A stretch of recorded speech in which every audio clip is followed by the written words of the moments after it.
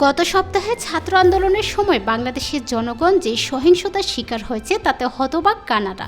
দেশটি বলছে, আমরা বাংলাদেশের পরিস্থিতি পর্যবেক্ষণে অব্যাহত রাখব। সামাজিক যোগাযোগ মাধ্যম ফেসবুকে কানাডার হাইকমিশনার এক বিবৃতিতে লিখেছে, গত সপ্তাহে ছাত্র আন্দোলনের সময় বাংলাদেশের জনগণ যে সহিংসতার শিকার হয়েছে তাতে আমরা মর্মাহত। আমাদের সমবেদনা ভুক্তভোগী, তাদের পরিবার এবং ক্ষতিগ্রস্ত সকলের সঙ্গে রয়েছে। আমরা শান্তিপূর্ণ সমাধান এবং মানবাধিকারের প্রতি শ্রদ্ধার পক্ষে কথা বলি।